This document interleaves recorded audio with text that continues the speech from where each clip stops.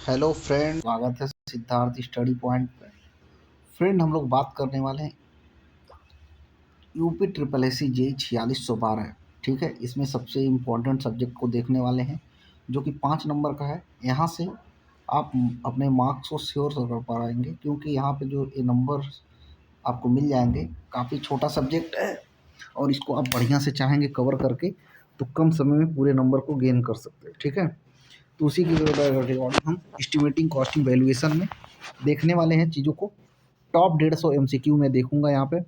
और भाई जिसको भी हैंड रिटन नोट्स चाहिए, टेक्निकल के सभी सब्जेक्ट के शॉर्ट नोट्स, यूपीजी के यूनिवर्सल नोट, कंप्यूटर का नोट्स, नंबर पे मैसेज करेगा, नोट्स ले लेगा, तैयारी को अपने बूस्टअप करेंगे। आपको पता है केस भी चल रहा था जो वो भी पूरी तरीके से समाप्त हो चुका है। तो पेपर भाई मार्च में आपको देखने को मिल सकता है या अप्रैल फर्स्ट में। ठीक है, तो मार्च और अप्रैल के हिसाब से आप तैयारी करेंगे और उसी तरीके से चीज़ों को तैयार करेंगे। ठीक है, अब आइए हम लोग शुरू करते हैं पूरे कंटेंट को। तो भाई स्टार्ट करने से पहले आप देख लो, उत्तर प्रदेश की जितनी नीति और योजना है उसका पीडीएफ अवेलेबल हो चुका है मात्र 25 रुपीज़ में। इसको आप ले सकते हो। इसी तरीके से उत्तर प्रदेश जीके का पूरा hand written notes each and everything इसमें इंक्लूड मिलेगा, आपको 179 का मिल जाएगा। फिर अगर आप टेक्निकल के पूरे 11 सब्जेक्ट के शॉर्ट नोट लेना चाहते हैं तो 25.1 का मिल जाएगा। और वहीं पे कंप्यूटर का आप नोट लेना चाहते हैं तो 149 का मिल जाएगा। अब आइए सीधा कंटेंट पर चलते हैं और 150 क्वेश्चन को बढ़िया तरीके से सॉल्व करते हैं। चलो भाई पहले क्वेश्चन की बात करते हैं और पहले क्वेश्चन को हम शुरू करते हैं। ठीक है, पहला क्वेश्चन लिखा है the gradual reduction in value with the age of a property is known है। बोला है ग्रेजुअल क्या है, रिडक्शन हो रहा है किसमें, वैल्यू में और एज ऑफ प्रॉपर्टी। तो उसको मैं क्या बोलता हूँ, जैसे पता है कि भाई उम्र के साथ बिल्डिंग में होने वाले जो वियर एंड टीयर है उस लॉसेस को क्या मैं बोलता हूँ, डिप्रेशन बोलता हूँ। मतलब उसके जो वैल्यू होती है उसमें हरासमेंट देखने को मिलती है, मतलब वैल्यू कम होती है तो क्या हो जाएगा, डिप्रेशन हो जाएगा। ठीक है ना, एक्सप्लेनेशन भी आप यहाँ पे पढ़ सकते हो। ये जैसे सेशन खत्म हो जाएगा पीडीएफ भी हमारे चैनल पे मिल जाएगी, तो आप जाके टेलीग्राम चैनल ज्वाइन कर लेना, वहाँ से आपको चीज़ें मिल जाएंगी। ठीक है, अगला क्वेश्चन यहाँ पे देखो क्या लिख रहा है। नेक्स्ट क्वेश्चन देखो, which of the following method of estimating building work is not advantage for unsymmetrical wall but specially adopt for octagonal hexagonal ETC shaped building. तो भाई जब ऑक्टागोनल हेक्सागोनल रहेगा तो वहाँ पे हम कौन सा मेथड का यूज करते हैं, तो वहाँ पे भाई हम सेंटर लाइन मेथड का यूज करते हैं, जो कि ऑप्शन नंबर आपको डी में देखने को मिल जाएगा। ठीक है ना, और इसके पूरे डिटेल की बात करोगे तो डिटेल आपको यहाँ पे मिल जाएगा, डिटेल आप इसके पढ़ सकते हो। ठीक है, नेक्स्ट क्वेश्चन की बात करता हूँ भाई। क्वेश्चन देखो क्या लिखा है, consider the following statement about the details. ठीक है, स्पेसिफिकेशन ऑफ वर्क की बात कर रहा है और स्टेटमेंट 1 दिया है, only the nature and class of work and name of the material that should be use for the desirable. तो ये तो बात सही है। स्टेटमेंट 2 क्या बोल रहा है, they form A part of the contract document statement. ठीक है, तीसरा स्टेटमेंट क्या बोल रहा है, while writing the detailing specification the same order of sequence as work to be carried out the maintenance identify the correct statement। 3 statement आपने पढ़े, इसमें कौन से सही हैं, तो आपको पता है जो दूसरा और तीसरा स्टेटमेंट है वो क्या है, पूरी तरीके से सही है। ठीक है, मतलब ऑप्शन नंबर आपको ए देखने को मिल जाएगा। ठीक है, और यहाँ पे आप क्या करेंगे, चीज़ों को एक्सप्लेनेशन में पढ़ सकते हैं, detail specification from part of the contract specified quality quantity proportions and method of and maintenance execution sequentially orderly में। ठीक है, नेक्स्ट क्वेश्चन की बात करता हूं मैं। चौथा नंबर क्वेश्चन देखो, which of the following is या are include in the CPWD schedule of rate. पहला इसमें दिया है the period of completion of each item of works, और दूसरा दिया है the basic rate of material, और तीसरा दिया है the basic rate of labour.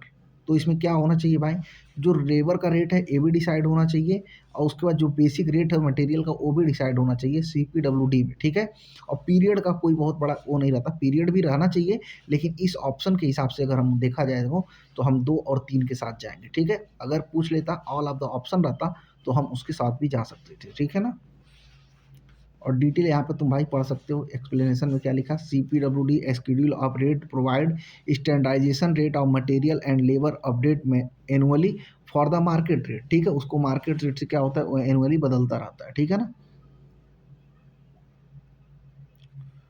चलिए नेक्स्ट क्वेश्चन की हम बात करते हैं। Which of the following type of work measured in square unit. जब स्क्वायर यूनिट की बात करता है तो आपको पता है वहाँ पर दो यूनिट्स इन्वॉल्व होती हैं, जैसे लेंथ और विड्थ, ठीक है। तो इस चीज़ को मैं जब भी मेजर करूँगा तो मीटर स्क्वायर में करूँगा, ठीक है, या सेंटीमीटर स्क्वायर में करूँगा या स्क्वायर में करूँगा। मतलब जिसमें ए दिया रहेगा उसका मल्टीप्लाई करूँगा, सीधा उसका क्या बन जाएगा, उसका स्क्वायर बन जाएगा, ठीक है। तो प्लास्टरिंग दिया है, सीमेंट कंक्रीटिंग दिया है, वाइट वॉशिंग दिया और विंडोज दिया है। तो जो ये वाइट वॉशिंग होता है इसको मैं क्या करता हूँ, स्क्वायर यूनिट में मेजर करता हूँ, ठीक है ना। यहाँ पे एक्सप्लेनेशन भी देख सकते हो।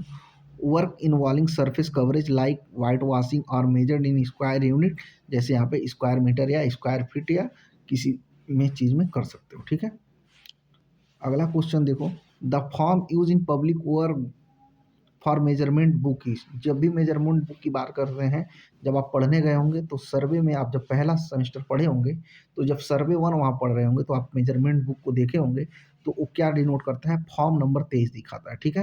ये फॉर्म नंबर 21, 22, 23 क्या होते हैं, CPWD से क्या होते हैं, जो आप बुक बनाते हैं, मेजरिंग बुक को बनाते हैं, उसमें डिफरेंट डिफरेंट इसका काम होता है, ठीक है। यहाँ पे जैसे एक्सप्लेनेशन भी आप देख सकते हो, ठीक है ना। चलो अगला क्वेश्चन देखो, अकॉर्डिंग टू एसपी, ठीक है, 27/1984, द थिकनेस ऑफ स्लैब और RC slab should be measure the nearest. जब भी आरसी स्लैब की नियरेस्ट मेजर की बात करता है तो कितना करते हैं, 0.005 मीटर, ठीक है। इस बात को ध्यान रखेंगे, ठीक है, या इसको 5 mm बोल सकते हो, ठीक है ना। दोनों तरह से पूछता है, 5 mm भी पूछ लेता है, 0.00 मीटर में भी पूछता है।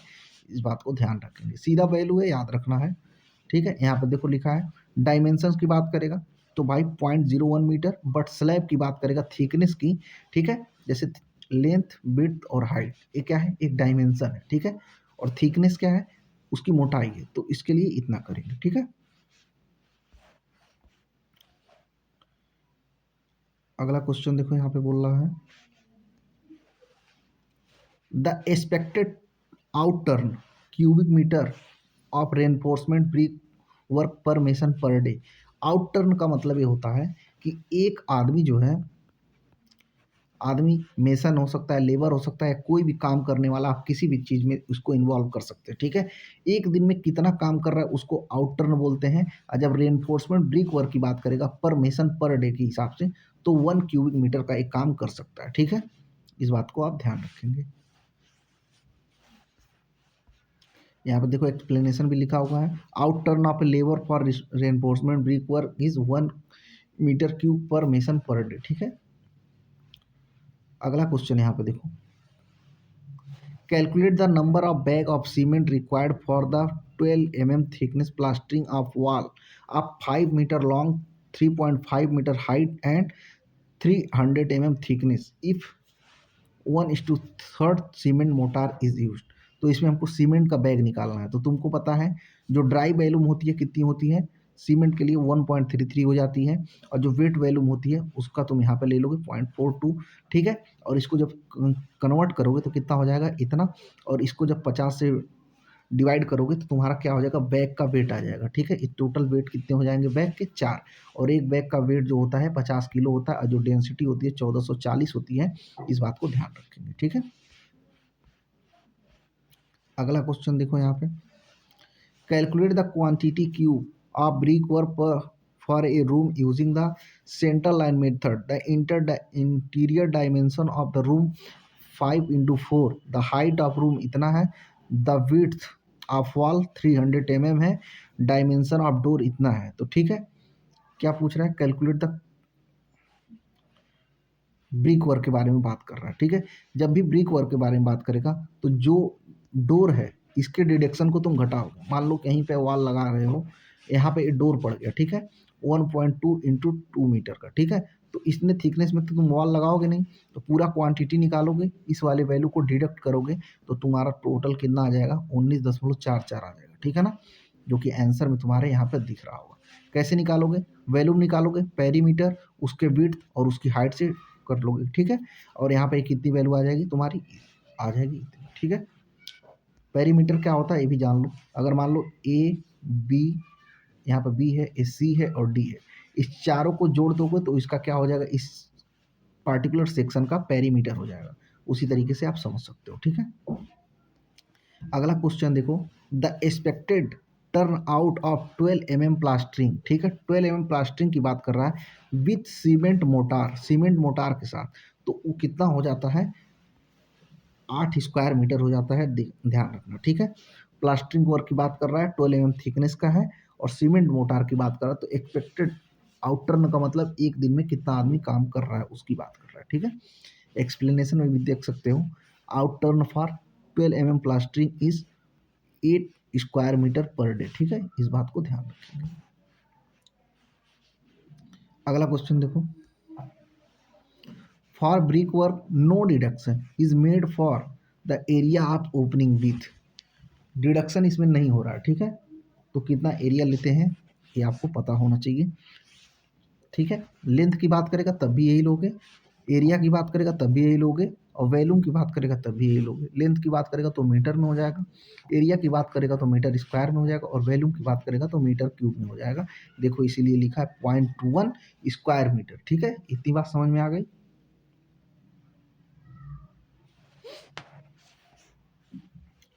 किस IS के अकॉर्डिंग करते हो, IS 1200 के अकॉर्डिंग, ठीक है।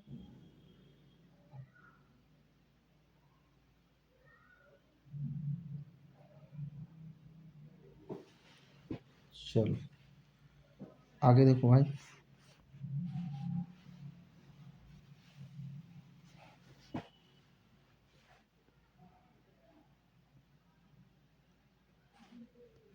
नेक्स्ट क्वेश्चन देखो, calculate the quantity of earth work in cubic metre for the canal embankment of 100 metre long है, ठीक है, having height of 3 metre and 5 metre, ठीक है। उसके बाद क्या बोला, टू एक्सट्रीम एज है, तो इसके एक्सट्रीम एज है, टॉप विड्थ कितना है, 2 मीटर है, एंड बॉटम कितना है भाई, 4 है। To extreme edge and the side slope कितना है, 2:1 का दिया है।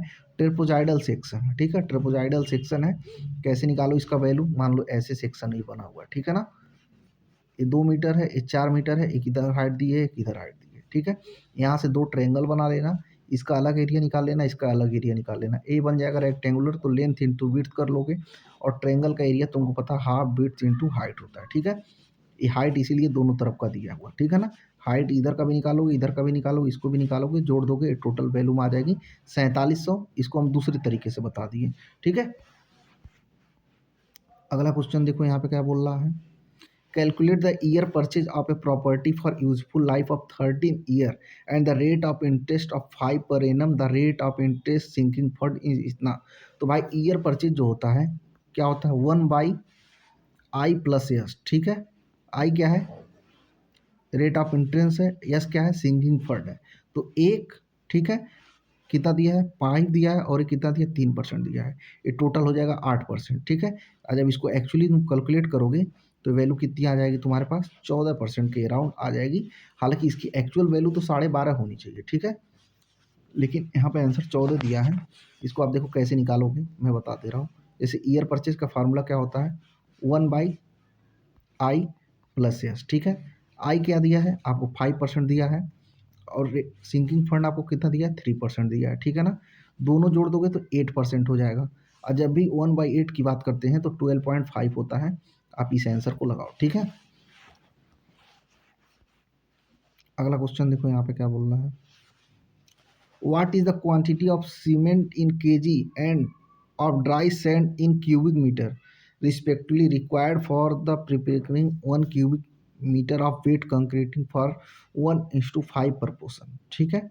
तो 1:5 प्रोपेशन के लिए बात कर रहा है, और क्या है इसमें निकालना है, सीमेंट का केजी में निकालना है, और ड्राई सैंड निकालना है, ठीक है।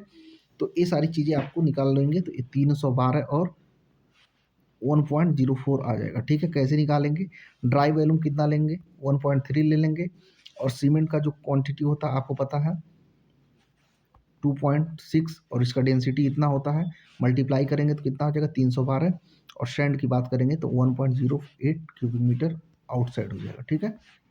अगले क्वेश्चन की बात करते हैं, which of the following data is not required to prepare an estimate, कौन सी डाटा रिक्वायर्ड नहीं होती है, तो भाई एम्पलीट्यूड जो होता है इसकी रिक्वायरमेंट नहीं होती है, एक्सप्लेनेशन भी आप पढ़ सकते हैं, ठीक है। Drawing specification and rates and required implements is not relevant, ठीक है। इससे कोई भी रिलेवेंट नहीं रखता है, ठीक है। ड्राइंग भी रखता है, स्पेसिफिकेशन भी रखता है, रेट भी रखता है, लेकिन एस्टिमेट से इसका कोई लेना देना नहीं है दूर तक, ठीक है। अगला क्वेश्चन देखो, estimate is the technique of calculating the various quantity and is needed for controlling the expenditure during the execution of work। तो ये क्या बात बोल रहा है, सही बोल रहा है, ठीक है। एस्टिमेटिंग क्या करता है, कैलकुलेट करता है क्वांटिटी को, और क्या करता है, कॉस्ट को कंट्रोल करता है, जो भी एक्सपेंडिचर वगैरह है उसको कंट्रोल करने का भी एक तरीका है, ठीक है। हालांकि जो एस्टिमेट का एक्चुअल डिफिनीशन है, probable cost before the construction, मतलब कंस्ट्रक्शन के पहले जो चीज़ें निकाल रहे हैं उसकी बातों करता है, ठीक है। चलिए नेक्स्ट क्वेश्चन देखते हैं हम लोग। The process of working out the cost per unit of each time is known as, उसको मैं क्या बोलता हूँ भाई, उसको मैं डाटा बोलता हूँ, ठीक है। यहाँ पे पढ़ सकते हो explanation, data work out cost per unit for each item, ठीक है। अगला क्वेश्चन यहाँ पे देखो क्या है, while fixing rate per unit of an item the quantity of material and labor needed for 1 unit of an item are strictly per, तो उसको मैं क्या बोलता हूँ, स्टैंडर्ड डाटा बुक, ठीक है। नेक्स्ट क्वेश्चन यहाँ पे देखो क्या बोल रहा है, in the case of work which required some special type of equipment and amount the percentage estimating cost। तो भाई टूल एंड प्लांट्स के लिए आपको पता है, टूल एंड प्लांट्स की बात करता हूँ, तो उसके लिए जो हम टोटल एस्टिमेट का कितना लेते हैं, 1 से 2% लेते हैं, ठीक है, जो कि ऑप्शन नंबर आपको ए देखने को मिल जाएगा, ठीक है। किसी को भाई हैंड रिटन नोट्स चाहिए तो नंबर यहाँ पे दिख रहा है, इस नंबर पर मैसेज करके ले सकते हो। अगला क्वेश्चन देखते हैं हम लोग, विच of the following is a not a method use for preparing approximate estimate. Approximate estimate में कौन सा यूज नहीं करते हैं, तो भाई क्यूबिकल कंटेंट भी करते हैं, यूनिट भी करते हैं, प्लिंथ एरिया भी करते हैं, लेकिन सिलेंड्रिकल बेस मेथड कोई मेथड हमारे पास नहीं होता है, ठीक है।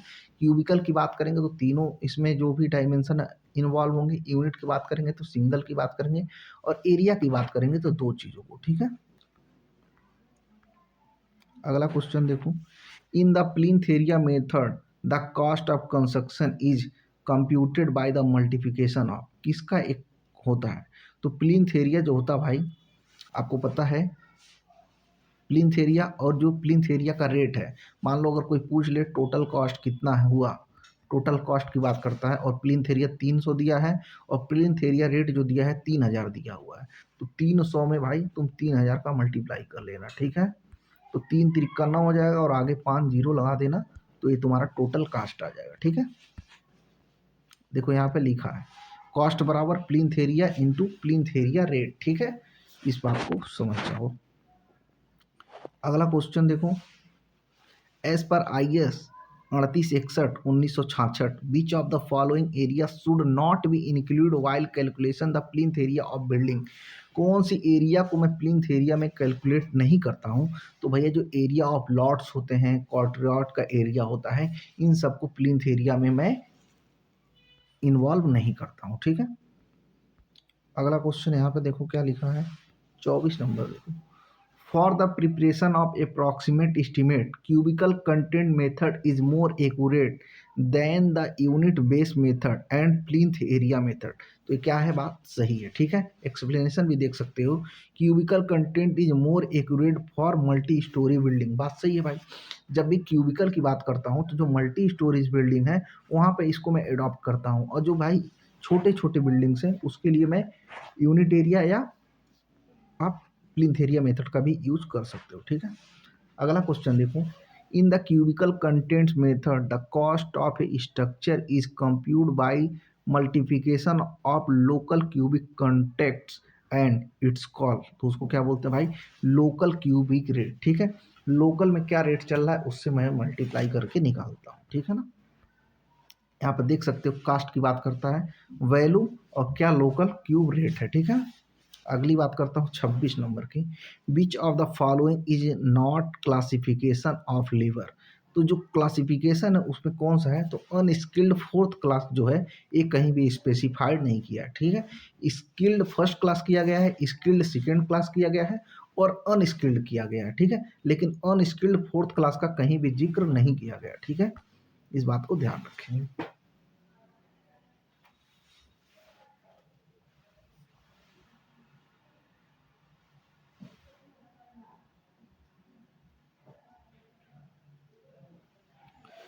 चलिए देखिए यहाँ पर पढ़ भी सकते हो, labour classification are skilled first class, skilled second class and unskilled, ठीक है। फोर्थ क्लास की कोई बात यहाँ पे भाई, उम्मीद है तुम इसमें नए नए भी क्वेश्चन देख रहे हो, ठीक है।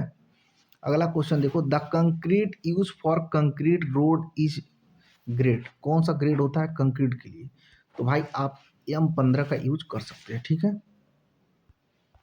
और जो एग्रीगेट की बात करेगा तो मैक्सिमम साइज कितना होता है 20 mm होता है, इसको भी ध्यान रखना, यहाँ पे एक्सप्लेनेशन में लिखा है, ठीक है। M15 for road using M20, ठीक है। एग्रीगेट, अगर एग्रीगेट की साइज कभी पूछता भी है तो ध्यान रखने का 20 mm ही लगाना, क्योंकि ये क्वेश्चन 2-3 बार पूछ चुका है।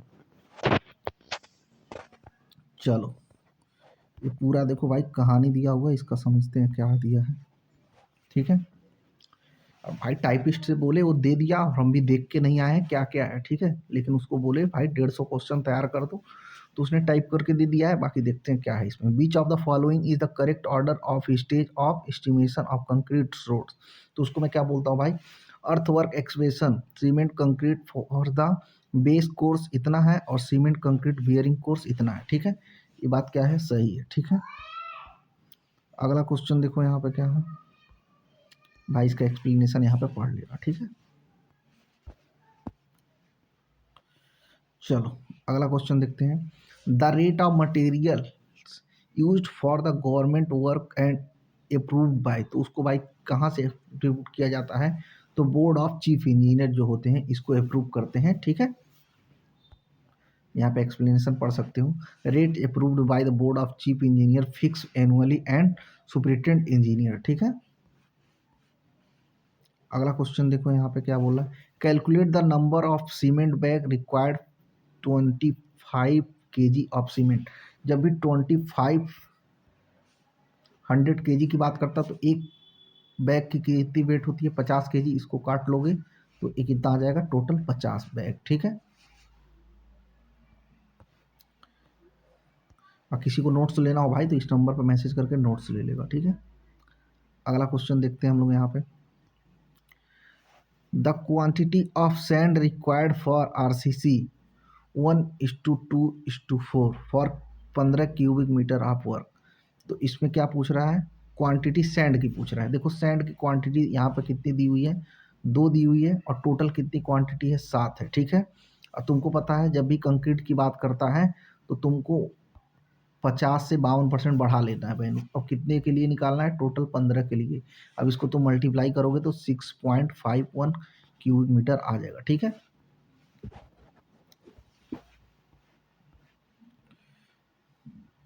देखो भाई इसको जोड़ के ही 7 किया हुआ है, ठीक है, हम डायरेक्ट कर दिए थे। चलो अगला क्वेश्चन देखो,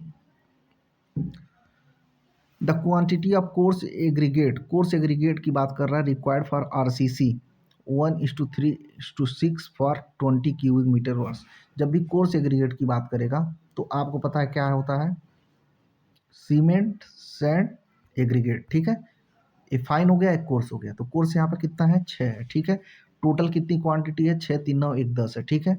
कंक्रीट के लिए बात कर रहा है तो आपको पता है 1.52 से मल्टीप्लाई कर देंगे, ठीक है।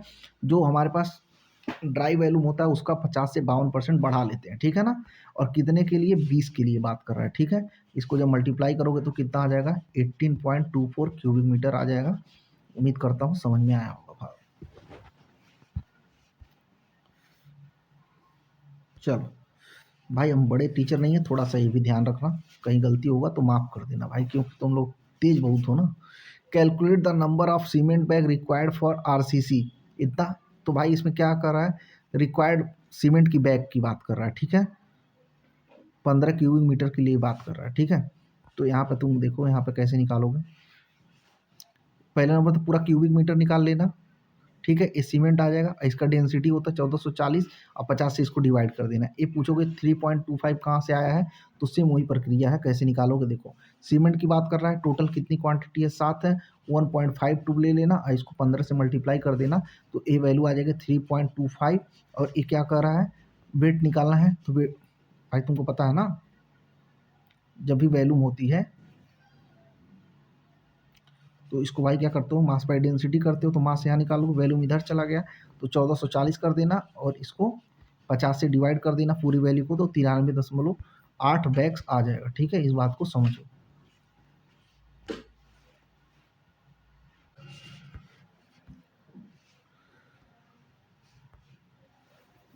The unit of payment of cement concrete in Linton. Linton को भाई किस में पेमेंट किया जाता है, तो पर क्यूबिक में किया जाता है। ठीक है, जब भी कंक्रीट की बात आएगी तो मैक्सिमम टाइप वहाँ पे आप ध्यान रखेंगे क्यूबिक मीटर में ही पेमेंट को किया जाता है। ठीक है, ध्यान रखेंगे। अगला क्वेश्चन देखो, single unit work of such door and window are expression. जब भी सिंगल की बात करते हैं तो ये डोर और जो विंडो होते हैं इसको नंबर्स में कैलकुलेट किए जाते हैं। ठीक है, जैसे आप देखते हो कोई बिल्डिंग बना तो किसमें कितने नंबर आप उसमें लगे। ठीक है, विंडो और डोर।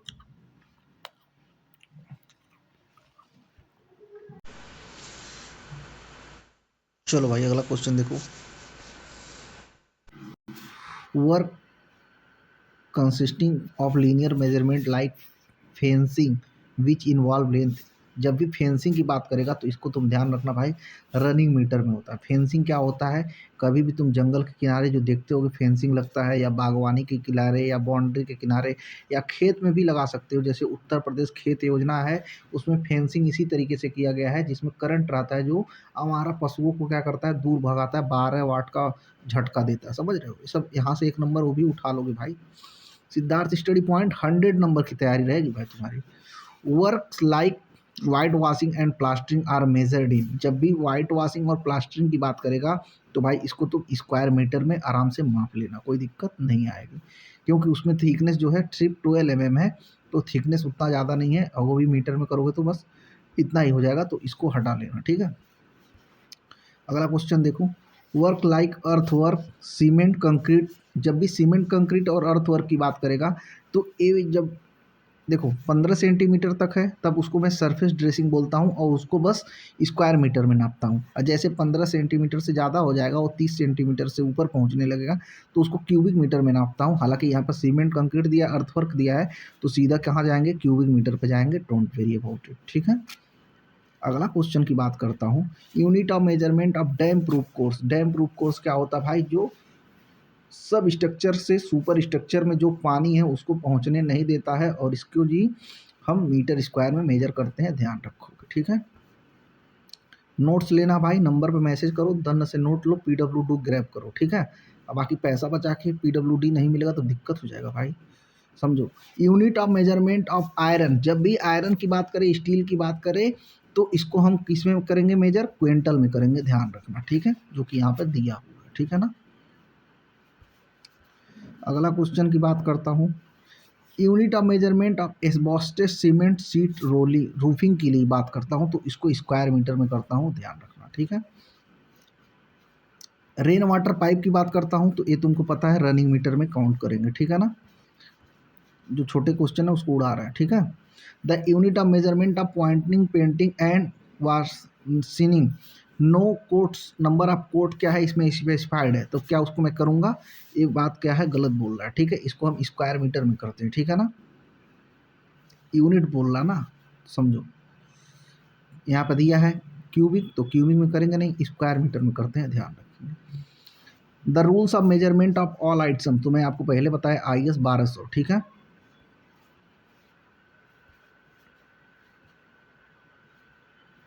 अगला क्वेश्चन देखो, as per the rule measurement of item specified that area should not be measured in nearest. जब भी एरिया की बात करेगा तो कितना, 0.01 स्क्वायर मीटर। ठीक है, इस बात को ध्यान रखेंगे। ठीक है ना, अगला क्वेश्चन देखो यहाँ पे क्या बोल रहा है, which of the following is not a method working out quantity like earthwork and brick work in plain. तो भाई इसमें जो थीक वाल है या थीन वाल है इसका यूज हम नहीं करते हैं।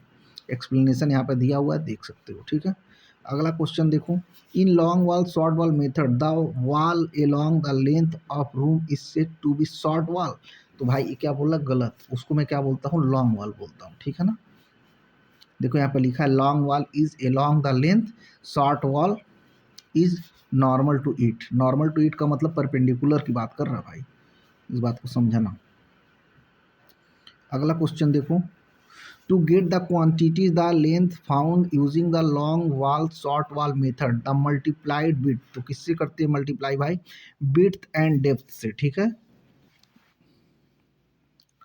अब तुम एक बात ध्यान रखना, जब भी सब स्ट्रक्चर से सुपर स्ट्रक्चर की तरफ बढ़ोगे तो जो लॉन्ग वाल है उसकी लंबाई क्या होगी, घटेगी, और जो शॉर्ट वाल है उसकी लंबाई क्या होगी, बढ़ेगी। ये जनरल केस की बात कर रहा हूँ, और लेकिन फुटिंग एक ही रहेगी तो ना लॉन्ग वाल बढ़ेगा ना घटेगा, ध्यान रखना भाई। 49 नंबर क्वेश्चन देखो, in long wall short wall method the length of the long wall is calculated after the addition of dash to its centre line method at each. तो क्या करते हैं भाई, हाफ ऑफ द विड्थ क्या करते हैं, उसको ऐड करते हैं। जैसे यहाँ पर देखो, ये एक रूम है, ठीक है, 3 × 3 का, ठीक है, और ये वॉल का थिकनेस है, ठीक है, मान लो 30 सेंटीमीटर का, ठीक है। तो आधा इधर से आधा इधर से, ठीक है ना। देखो यहाँ पे लिखा है long wall centre line half width और हाफ ईच एंड, मतलब दोनों एंड से, जैसे मैंने अभी वहाँ पे करके तुमको ऐसे दिखाया ना, आधा इधर से आधा इधर से। ड्राइंग मेरा बहुत गंदा है भाई, बैक लगा था 3 बार हमको, समझ रहे हो। In long wall short wall method the length of short walls generally increase from the earth work to brick work in the super structure. तो वही मैं बोल रहा हूँ भाई, इसको क्या बोलते हैं, सही। देखो यहाँ पे लिखा है शॉर्ट वॉल इंक्रीज करता है, लॉन्ग वॉल डिक्रीज करता है सब स्ट्रक्चर टू, समझे। अगला क्वेश्चन देखो,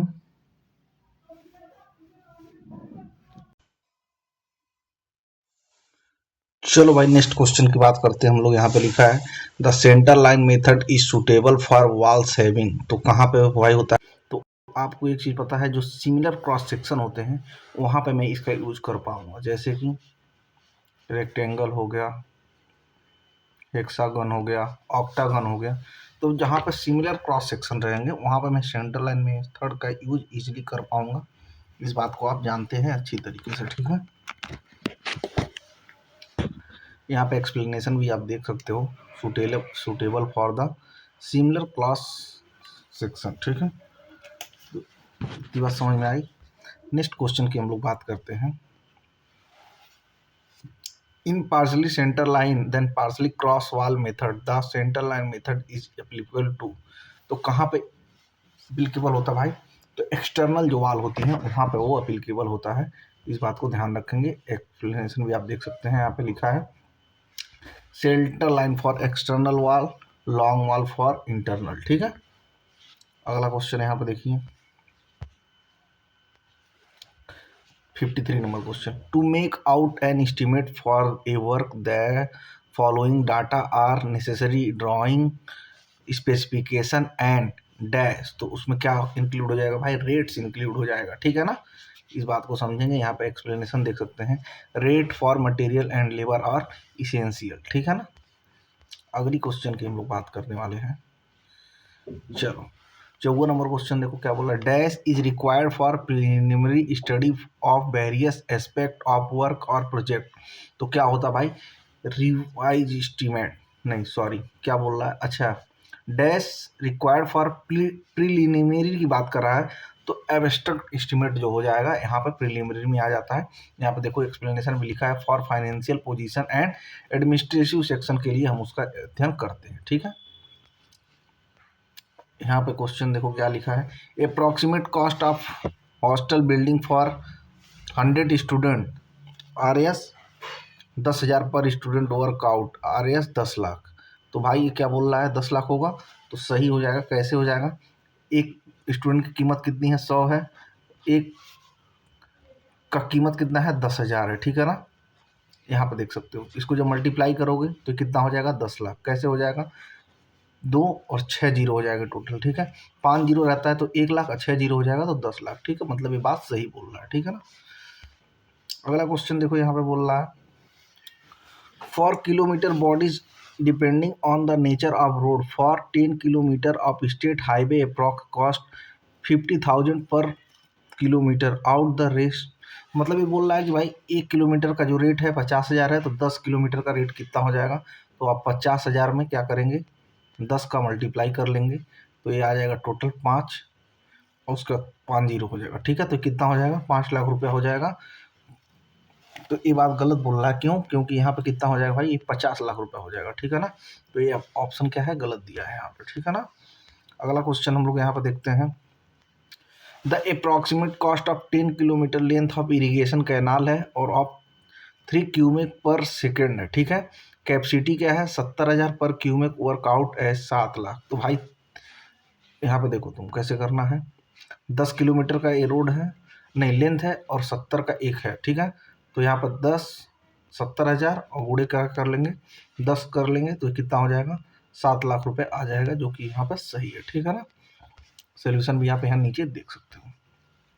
अगला क्वेश्चन देखो यहाँ पे, approx cost of a bridge of 3 span of 50 metre each span के लिए भैया 30,000 पर रनिंग मीटर है। ठीक है, आप स्पान कम्स इंटू 3 इन, तो एक क्या 45 लाख दिया है, तो ये भाई क्या है, सही दिया हुआ है। ठीक है, कैलकुलेशन भी आप यहाँ पे देख लेना आराम से। ठीक है, अगला क्वेश्चन दिखा है, approximate cost of sewerage project for a pollution of 1 lakh RS 10,000 head work out RS 10 lakh. तो भाई क्या बात बोल रहा है, गलत बोल रहा है। क्यों यहाँ गलत बोल रहा है, देख सकते हो, जो पर हेड है इसका क्या है, RS 100 लाख रुपया। ठीक है, लेकिन वहाँ पे 10 लाख बोल रहा था। ठीक है, किसी को नोट्स लेना हो भाई, नंबर पे मैसेज करके नोट्स लेगा बढ़िया तरीके से। ठीक है, उत्तर प्रदेश में आप यूपी जीके के लिए ले सकते हैं बढ़िया तरीके से, नीति और योजना का पूरा बढ़िया फुल PDF मिल जाएगा आपको। इसी तरीके से आप चाहेंगे तो उत्तर प्रदेश का पूरा मिल जाएगा आपको यूनिवर्सल नोट। इसी तरीके से चाहेंगे हैंड रिटन के पूरे 11 सब्जेक्ट के टेक्निकल शॉर्ट नोट्स मिल जाएंगे, नंबर यहाँ पे आपको दिख रहा होगा। और इसी तरीके से आप चाहेंगे तो 60वां नंबर क्वेश्चन कर लेंगे। ठीक है, cube rate estimate in less accurate as compare to the plinth area estimate as the height of building is also compared. तो क्या बोल रहा भाई, ये बात सही बोल रहा है। ठीक है ना भाई, कंप्यूटर के बीच जिसको नोट चाहिए वो भी आराम से ले सकता है। ठीक है ना, चलो यहाँ पे देखो, यहाँ पे लिखा है cube rate is a more accurate as it consideration height. ठीक है, क्यूब रेट का मतलब ये होता है भाई 3 डायमेंशन का वहाँ पे क्या हो गया, पार्टिसिपेशन हो गया, जबकि प्लिंथ एरिया में बस 2 ही लेंथ का। ठीक है ना, क्योंकि इसको स्क्वायर मीटर में मेजर करते हैं और इसको क्यूबिक मीटर में करते हैं, इस बात को ध्यान रखेंगे। नेक्स्ट क्वेश्चन देखो, for storeyed building plinth area estimate is not prepare for each story separately. तो कर ईच, तो बात सही बात है, ईच को हम सेपरेटली नहीं करते हैं, prepare separately for each story. ठीक है ना, अगला क्वेश्चन देखो यहाँ पे, dash is prepared on the basis of the plinth area of building, the rate beginning deducted from the cost of similar building having similar specification height and construction in the locality. तो क्या होता है भाई, ये plinth area estimate होता है, ध्यान रखेंगे, based on plinth area and rate for from similar building. ठीक है, अगला क्वेश्चन यहाँ पे देखो, dash is the amount provided in the estimate and bill of quantities for some specialized work to be done by a specialized firm whose details are not known at the time of preparing estimate। तो उसको क्या मैं बोलता हूँ, provisional सम बोलता हूँ भाई, इस बात को ध्यान रखेंगे। अगला क्वेश्चन देखो यहाँ पे, in this method approx total length of wall is found in running meter and this total length multiplied by the rate running per meter wall give the fairly accurate cost। तो भाई ये क्या करता है, approximate cost देता है। ठीक है, इसको मैं क्या बोलता हूँ, अप्रॉक्सीमेट क्वांटिटी मेथड, क्योंकि रनिंग मीटर में है और जितना है उसको मल्टीप्लाई कर दोगे भाई, तो वो क्या कर देगा, एक्यूरेट तो नहीं लेकिन अप्रॉक्सीमेट बता देगा जरूर। ठीक है,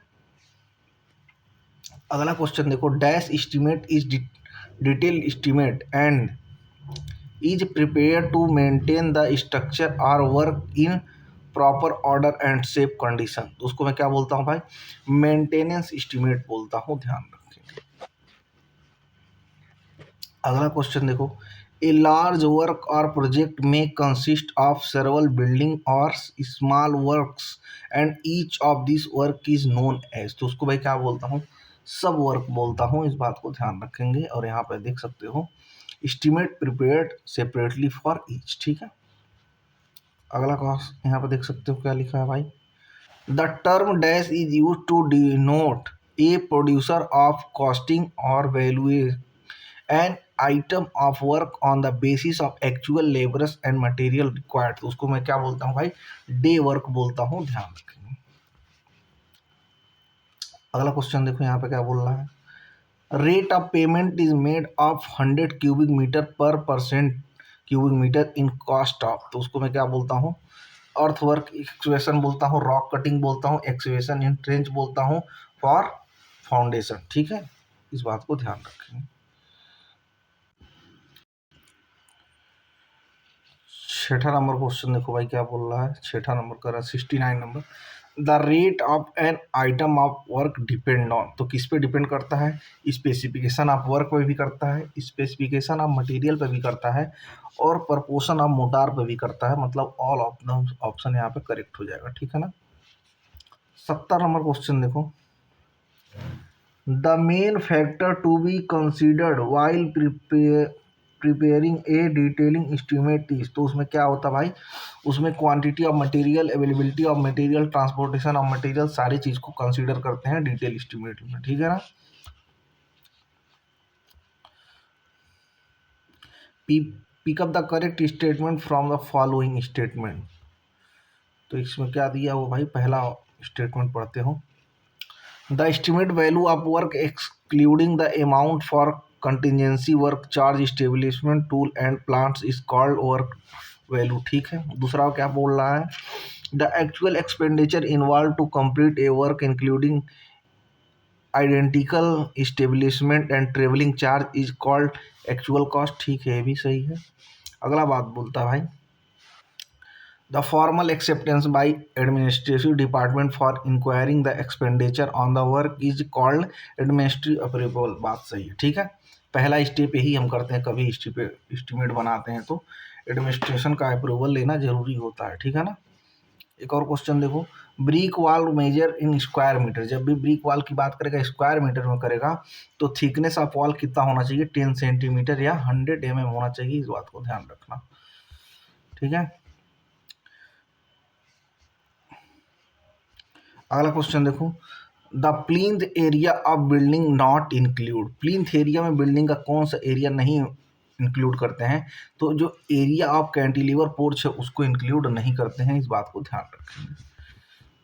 अगला क्वेश्चन देखो यहाँ पे क्या बोल रहा है, if the formation level of highway has a uniform gradient for particular length and the ground is also having a longitudinal slope, the earth may be calculated by, तो कैसे कैलकुलेट कर सकते हो भाई, मिड सेक्शन से भी कर सकते हो, ट्रेपेजॉइडल से भी, पिरामिडल से भी, मतलब ऑल ऑफ द ऑप्शन यहाँ पे करेक्ट हो जाएंगे, ठीक है। अगला क्वेश्चन देखो यहाँ पे क्या बोल रहा है, while estimate reinforced cement structure the omitted cover of the concrete is assumed, तो क्या लिखा है, पहला क्वेश्चन देखो, at the end of reinforcing bar not less than 20 mm or twice the diameter of bar, ठीक है। बी देखो, इन thin slab 12 mm minimum the diameter of bar whichever is more, ठीक है। अगला पढ़ो, for reinforcing longitudinal bar in beam 25 mm और diameter of largest bar in the move, तीनों बातें क्या बोल रहा है, सही बोल रहा है, ठीक है।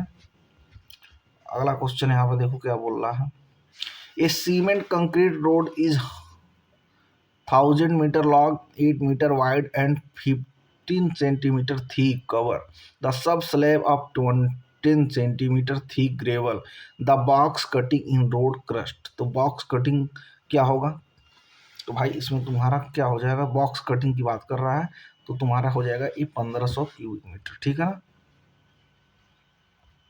अगला क्वेश्चन देखो यहाँ पे क्या बोल रहा है, while estimating the qualities for the construction of a building the correct material unit is, तो इसको क्या बोलते हैं, लीटर फॉर कैपेसिटी बोलते हैं, ठीक है।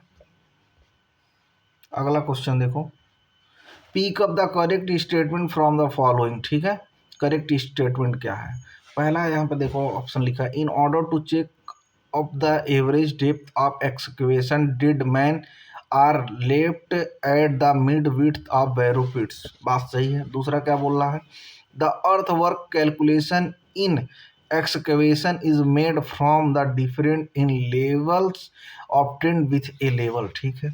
तीसरा देखो, the earthwork in excavation to from the road embankment includes the formation of correct profile and deposition soil is layer, ठीक है। तीनों बातें सही बोल रहा है, ठीक है ना। अगला क्वेश्चन देखो भाई, the brick work is not measure in cubic metre, जो कौन सा है जो नॉट क्यूबिक मीटर में मेजर करते हैं, तो भाई जो हाफ ब्रिक वाल होता है इसको हम स्क्वायर मीटर में करते हैं, ठीक है। अगला क्वेश्चन देखो यहाँ पे क्या लिखा है, pick up the incorrect statement from the following, ठीक है। इनकरेक्ट स्टेटमेंट हमको पढ़ना है। लिखा है lead is the average horizontal straight distance between the borrow pits place of separately soil, ठीक है। अगला बोल रहा है the lead is calculated for each block of excavated area, ठीक है। तीसरा बोल रहा है the unit of lead is 50 metre for distance up to 500 metre, ठीक है। अगला बोल रहा the unit of leads in 1 kilometre where the lead exist 2 kilometre, नहीं भाई ये बात गलत बोल रहा है। लीड का मतलब ये होता है 1.5 मीटर ना कि 2 मीटर, ठीक है। इस बात को ध्यान रखना। जैसे मान लो यहाँ है और इसके बीच में जो डिस्टेंस है वो 1.5 मीटर होना चाहिए, उसी को लीड बोलता हूँ, ठीक है। चलो आगे देखो क्वेश्चन में, द एरियमसम on which trapezoidal formula for volume is best, ठीक है। The end section are parallel planes, ठीक है। फिर the mid area of pyramidal is half average area of the ends, ये भी ठीक है। तीसरा बोला the volume of pyramidal is over estimate and hence a pyramidal correction is applied, ये भी बात सही, मतलब ऑल ऑप्शन करेक्ट हो जाएगा, ठीक है। मिड सेक्शन फार्मूला के बारे में पूछ रहा है 82 नंबर क्वेश्चन, तो पूरा इसका देखते हैं क्या है। पहला पढ़ रहा the mean depth is average of depth of 2 consecutive section, बात सही है। अगला बोल रहा है भाई the area of mid section is calculated by using mean depth, ठीक है, ये भी सही है। तीसरा बोल रहा है the volume of earth work is calculated by multiply mid section area and distance between the 2 original section, सही है। एरिया में कभी भी डिस्टेंस का मल्टीप्लाई कर दोगे तो वैल्यूम आ जाएगा, मतलब ये ऑल ऑप्शन करेक्ट की बात कर रहा है, ठीक है। क्वेश्चन लाने का मतलब है ज़्यादा से ज़्यादा क्लियर हो जाए चीज़ें आपकी, ठीक है। ये पहली बार आप लोग क्वेश्चन इतना देख रहे होंगे क्योंकि आपको घिसे पिटे क्वेश्चन ही सब कराते हैं, ठीक है। लेकिन चलिए कोई बात नहीं है। The earth work of cutting in trench और borrow pits in fairly uniform ground is measured with the help of average depth of dead man, बात ये सही बोल रहा है, ठीक है। दूसरी की बात करता हूँ, the earth work is trench और borrow pits irregular ground is measured by the taking off the difference in level before and after completion of work, ये भी सही बात बोल रहा है। तीसरा बात बोल रहा है भाई the earth work in trench और borrow pits where neither A nor B is flexible are measured from the filling after the deduction of voids, ये भी बात सही है, मतलब ऑल ऑप्शन इसका करेक्ट हो जाएगा, ठीक है। अगला क्वेश्चन देखो यहाँ पे क्या बोल रहा है 84 number, the cross section for a highway is taken at, जो क्रॉस सेक्शन होता है कैसे लिया जाता है, तो right angle to centre line, ठीक है। 30 मीटर के पार्ट में डिवाइड करते आप क्वेश्चन सॉल्व किए होंगे तो देखे होंगे कभी ना कभी। Intermediate points having about change in gradients, बात सही है, ठीक है। जब भी ग्रेडियंट चेंज करना होता है तो इंटरमीडिएट पॉइंट को लेते हैं हम लोग, ठीक है। ये बात सही बोल रहा है। अगला देखो यहाँ पे क्या बोल रहा है भाई, refraining of a given figure pick up the correct statement from the following, ठीक है। the total length of center line of 4 walls in 20 मीटर, ठीक है। Length of long wall out to out is 6.8 metre, ठीक है।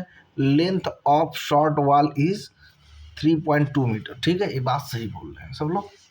ठीक है, अगला क्वेश्चन देखो भाई, pick up the correct statement regarding the centre line method for estimate of a building. ठीक है, तो इसका ऑप्शन पढ़ते हैं, product of the centre line of the wall and area of cross section of any item giving total quantity. सही बात है, centre line method में ही तो होता है, वॉल एंड उसके एरिया को मल्टीप्लाई करते हैं तो टोटल क्वांटिटी मिलती है। फिर क्या बोल रहा है, centre line is work out separately for the different section of wall is building. ये भी सही है। अगला बात देखते हैं क्या है, the centre line is reduce the half the layer of main wall join the partition wall. ये भी बात सही बोल रहा है। ठीक है, अगला क्वेश्चन देखो, according to Indian standard institute the actual size of modular brick. जब भी मॉड्यूलर ब्रिक बोले या स्टैंडर्ड ब्रिक बोले तो वहाँ पर उसका फॉर्मूला क्या, मतलब डायमेंशन जो होता है 19 × 9 × 9 सेंटीमीटर। ठीक है, इसी को आप 190 × 90 × 90 mm भी बोल सकते हैं। अगर यही नॉमिनल साइज बोलता, ठीक है, विथ मोटार, तो ए वाली ऑप्शन हो जाती। ठीक है, अगला क्वेश्चन देखो, यहाँ पे बोल रहा है क्या, the following item of work is not measure separately. तो कौन सा सेपरेटली नहीं मेजर करते हैं, सेटिंग आउट ऑफ वर्क, इसको सेपरेट नहीं करते हैं, साइड क्लियरेंस को भी नहीं करते हैं, और स्टेप इन डीप एक्सकेवेशन को भी सेपरेट नहीं मेजर करते हैं। ये सब डिटेल एस्टिमेट का ही पार्ट है, कहीं ना कहीं इसको इंक्लूड कर दिया जाता है। ठीक है ना, अगला क्वेश्चन देखो भाई, यहाँ पे the measurement is made in square metre in case of. Square metre जब भी करेंगे हम, तो भाई यहाँ पे देखो कंक्रीट के जो इतने भी वर्क हैं सब क्यूबिक मीटर में ही होते हैं मैक्सिमम। ठीक है, तो यहाँ पर सारे कंक्रीट ही ब्लॉक दिए हुए हैं। ठीक है, तो यहाँ पर नॉन ऑफ दिस हो जाएगा। ठीक है ना, अगला क्वेश्चन देखो, the area of cross section of A road fully in banking show in the figure. तो भाई इसमें फॉर्मूला आपको डायरेक्ट याद रखना है, SB² + R² 2BD + SD square, और यहाँ पर बाई R² - S। S क्या है, यहाँ पर स्लोप है। ठीक है, इस बात को ध्यान रखना। अगला क्वेश्चन देखो, cost of fitting and their fixing is specified for the following sanitary fitting. तो भाई इसमें क्या होता है, वाटर के क्लोजेस्ट होते हैं, फ्लूसिंग पाइप होते हैं, लेबोरेटरी बेसिन्स होते हैं, मतलब ऑल ऑप्शन करेक्ट हो जाएगा। ठीक है, कंटेंट कैसा लग रहा है भाई, थोड़ा सा बताना भाई, एफर्ट डाल रहे हैं हम भी, तुम्हारी तरह सीख रहे हैं हम भी, देखते हो क्या होता है। ठीक है, the excavation exceeding 1.5 metre in width and 10 square metre in plane area with the depth not exceeding 30 centimetre is term as. तो उसको मैं क्या बोलता हूँ, सरफेस एक्सकेवेशन बोलता हूँ, इस बात को ध्यान रखेंगे। Definition of surface excavation. ठीक है, अगला क्वेश्चन देखो, for the construction of building the sub head of work of the estimator. तो सब हेड क्या होता है भाई, अर्थ work, concrete work, brick work, stone work, roofing.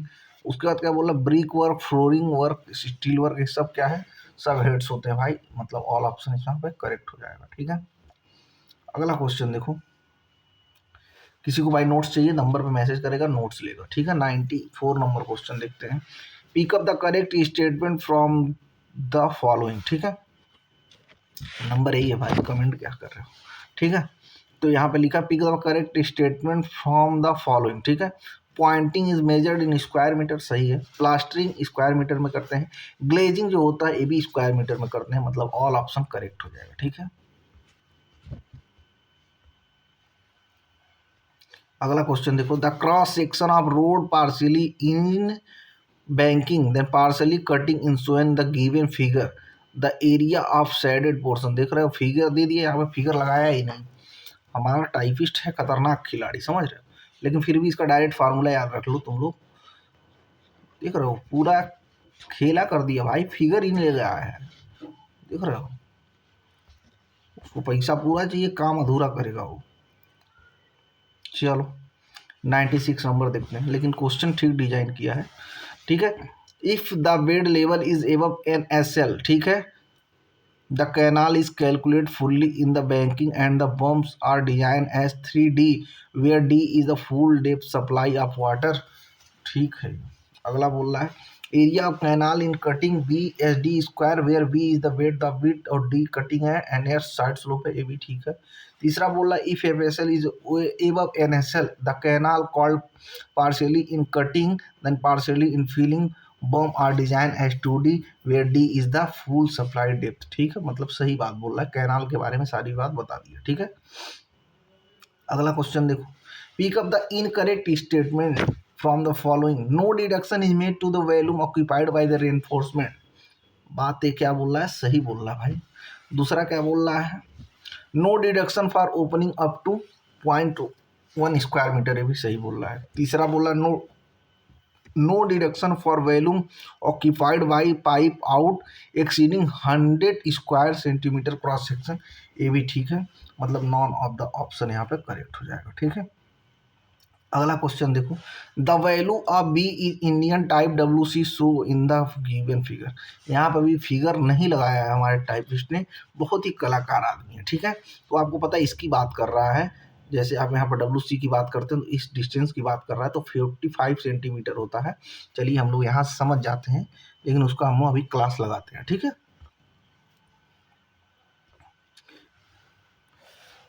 अब भाई मुझे पीडीएफ देख के आना पड़ेगा, क्योंकि मैं अब यहाँ पे देख रहा हूँ तो इस पर पॉसिबल है नहीं चेंज करवाना।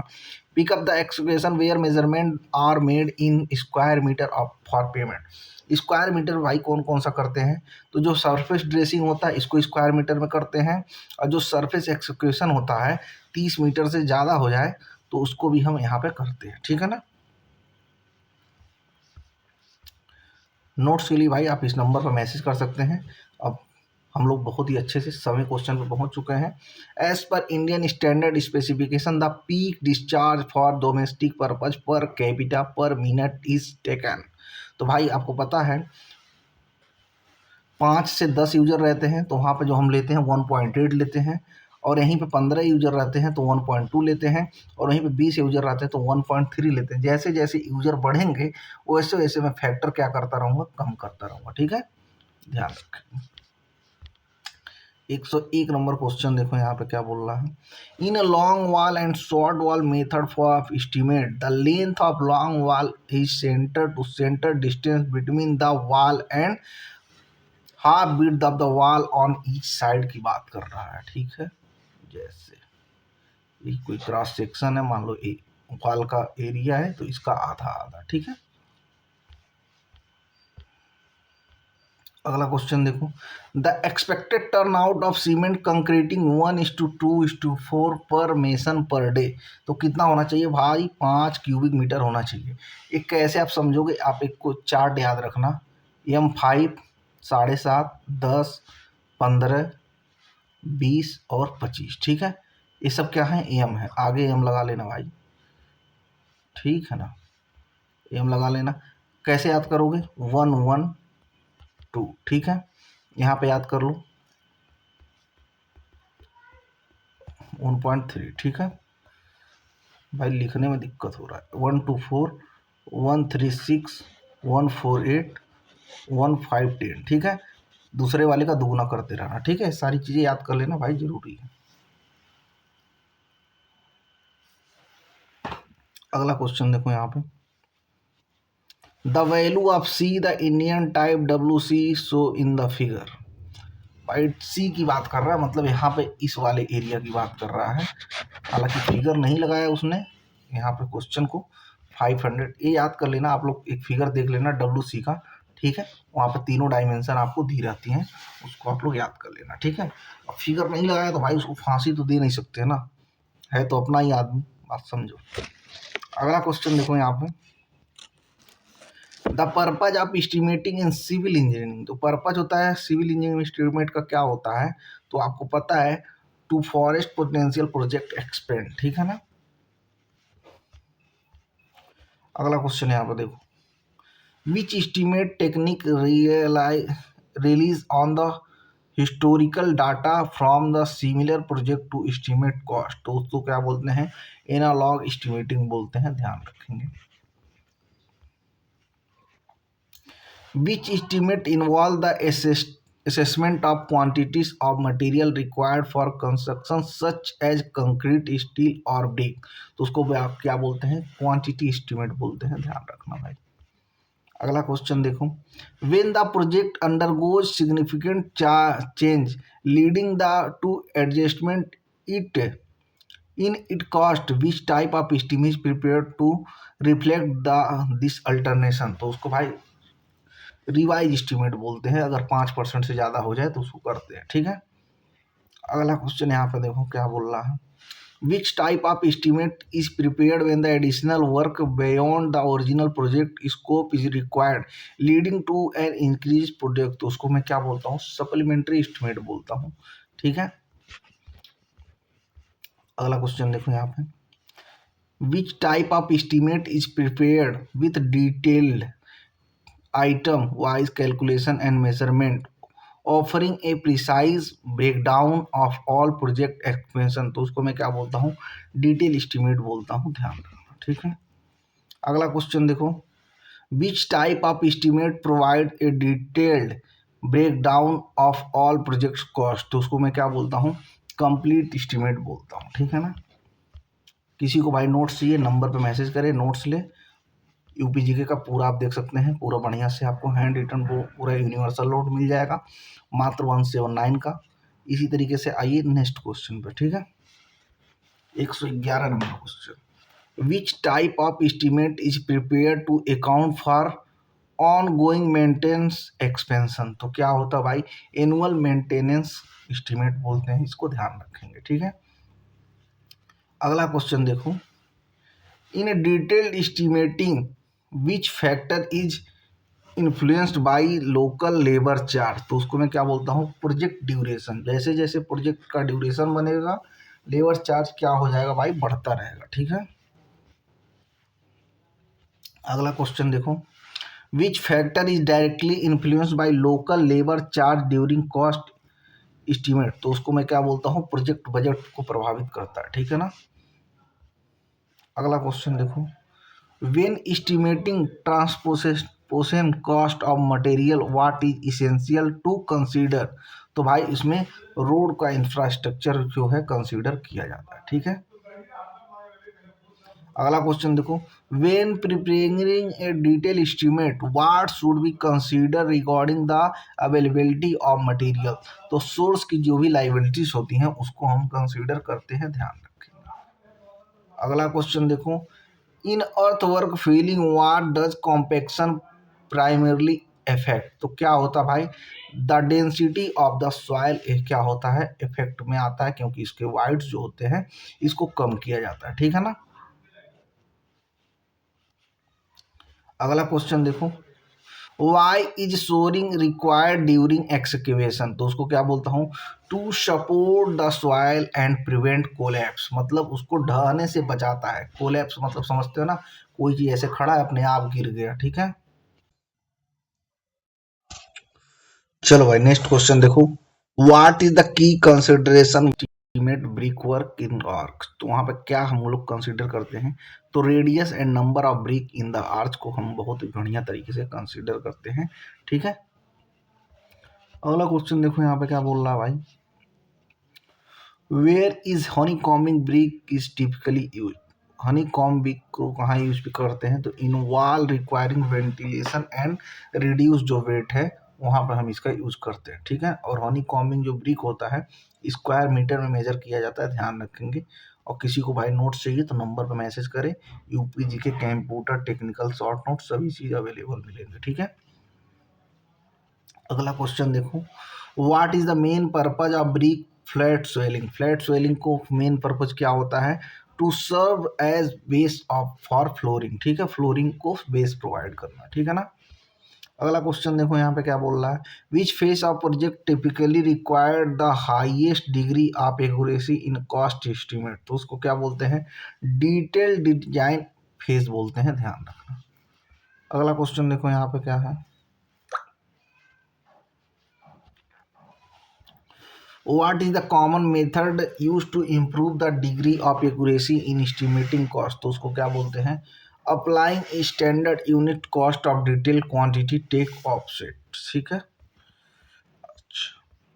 किसी को भाई नोट्स चाहिए देख सकते हो बढ़िया तरीके से, पीडीएफ उत्तर प्रदेश की मिल जाएगी तुमको, जीके में जो तुम्हारी नीति और योजनाएं हैं मात्र 25 की, ठीक है। कंप्यूटर की भी भाई तुमको इसी तरीके से पूरी डिटेल मिल जाएगी, ये भी ले लेना। फिर अगला क्वेश्चन पे आ जाना, ठीक है। विच टूल्स और technique is often use to ensure a higher degree of accuracy is cost estimate for large projects, तो उसको क्या बोलते हैं, पैरामेट्रिक एस्टिमेट बोलते हैं, ध्यान रखना, ठीक है। अगला क्वेश्चन देखो यहाँ पे, which factor does not significant influence the degree of accuracy is cost estimate, तो उसको क्या बोलते हैं, colour of the project documents, ठीक है। अगला क्वेश्चन देखो यहाँ पे भाई 125 नंबर क्वेश्चन देखो, which of the following is potential consist of the low degree of accuracy in cost estimating, तो उसको क्या बोलते हैं, सिग्निफिकेंट कॉस्ट ओवररन बोलते हैं, ध्यान रखना। अगला क्वेश्चन यहाँ पे देखो भाई क्या बोल रहा है, which method is commonly used when the walls और of the varying thickness and length, तो उसको मैं क्या बोलता हूँ, long wall and short wall method, ठीक है ना। अगला क्वेश्चन देखो यहाँ पे क्या है, which method is particularly useful for buildings with symmetrical and respective structure, तो उसको क्या बोलता हूँ, ध्यान रखना, क्रॉसिंग मेथड बोलता हूँ। अगला क्वेश्चन देखो, the crossing method is primarily used for estimating which type of structural element, तो भाई बीम और कॉलम्स, ठीक है। अगला क्वेश्चन देखो यहाँ पे, which type of foundation is most suitable for a residential building on stable level ground, तो उसको क्या बोलता हूँ भाई, स्ट्रिप फाउंडेशन बोलता हूँ, ध्यान रखना। भाई उत्तर प्रदेश का नोट आप ले सकते हो बढ़िया तरीके से, हर एक चीज आपको यहाँ पे कवर मिलेगा, ठीक है ना। अगला क्वेश्चन देखो यहाँ पे क्या बोल रहा है, which material is primarily use for flooring roofing modern residential construction due to its durability and weather resistance, तो उसको क्या बोलता हूँ, मेटल शीट बोलता हूँ, ध्यान रखना। अगला क्वेश्चन देखो यहाँ पे, which type of foundation is typically used for building on weak soil, तो उसको क्या बोलता हूँ, वहाँ पे फाइल फाउंडेशन का यूज करता हूँ, ठीक है। अगला क्वेश्चन देखो, what is the primarily function of roof truss in construction, तो क्या होता है, एक स्ट्रक्चरल सपोर्ट का काम करता है भाई। अगला क्वेश्चन देखो, विच material is most commonly use for wall putty, wall putty के लिए क्या यूज करते हैं भाई, तो जिप्सम को यूज करते हैं, ध्यान रखना। अगला क्वेश्चन देखो, what type of hinge is typically used for doors to ensure smooth orientation, तो उसको क्या बोलता हूँ भाई, बट हिंज बोलता हूँ, ध्यान रखना। अगला क्वेश्चन देखो यहाँ पे क्या बोल रहा है, in estimating the cost of brick for पम house which of the following factor is the least likely to affect the cost per brick, तो उसको मैं क्या बोलता हूँ, type of bonding use in brick work, ठीक है। अगला क्वेश्चन देखो यहाँ पे क्या बोला है, pick up the excavation where measurement area made in square metre for payment, तो उसको क्या बोलता हूँ, surface work in square metre, ठीक है। ये क्वेश्चन 2 बार रिपीट हो चुका भाई।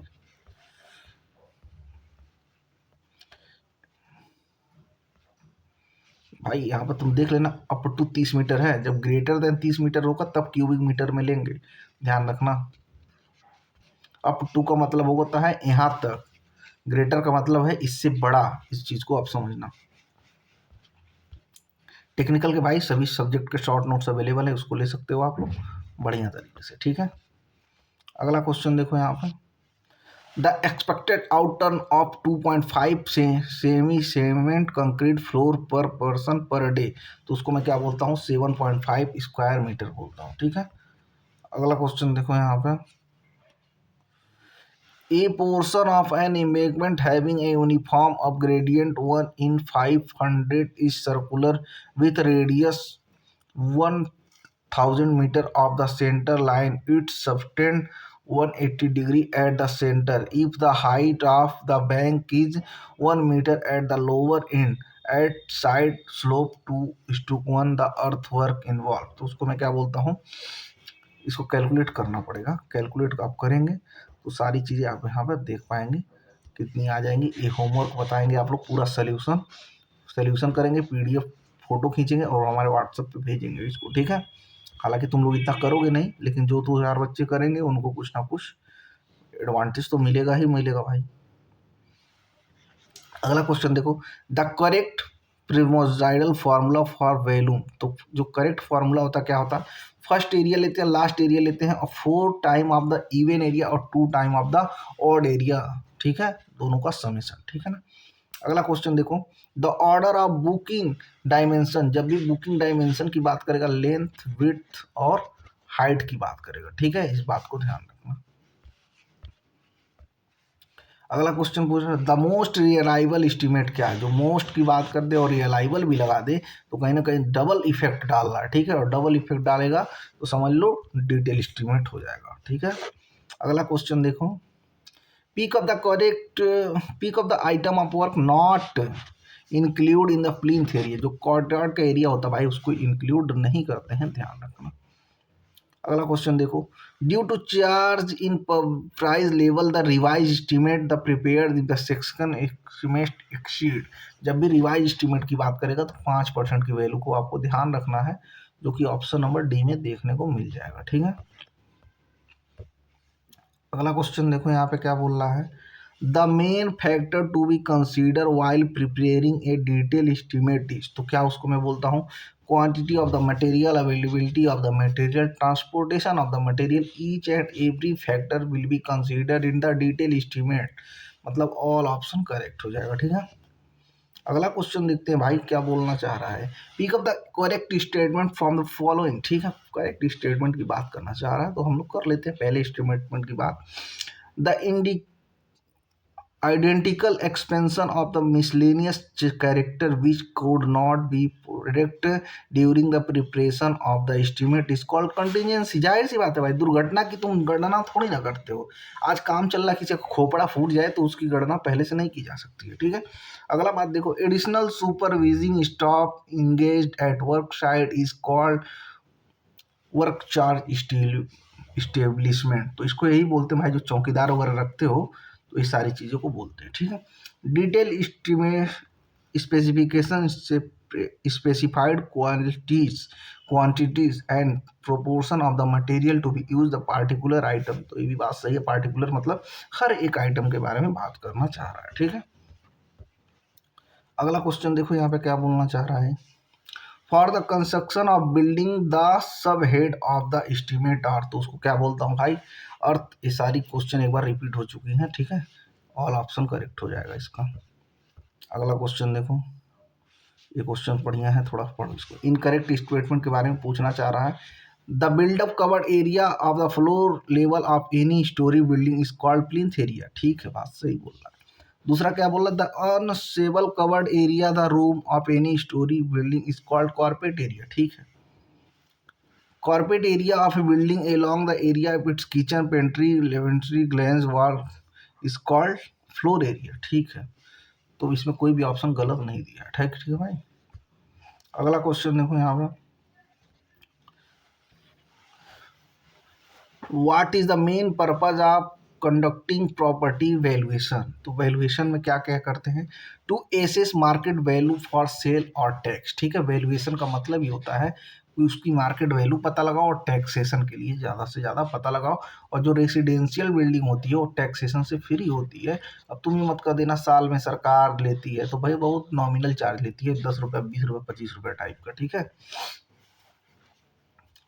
Which factor does not influence the value of a building. तो उसको क्या बोलते हैं, कलर ऑफ पेंट्स बोलते हैं, जो कि ऑप्शन नंबर सी में दिख रहा है, ठीक है। भाई तुमको लास्ट क्वेश्चन देखने को मिलेगा स्क्रैप वैल्यू के बारे में। तो स्क्रैप वैल्यू क्या होता है? Value at end of useful life, ठीक है, इसको बोलते हैं स्क्रैप वैल्यू। और यहाँ पर सीवेज वैल्यू के लिए तुम कमेंट करोगे क्या होता है सीवेज, और यहाँ पे एक्सप्लेनेशन देखने को मिल जाएगा। पूरे 22 सेक्शन को हमने डिस्कस कर दिया। उत्तर प्रदेश जीके को जिसको नोट लेना है नोट्स ले सकता है मात्र 180 रुपये में। किसी को भाई टेक्निकल के पूरे सब्जेक्ट के शॉर्ट नोट्स चाहिए तो मात्र 251 रुपये में।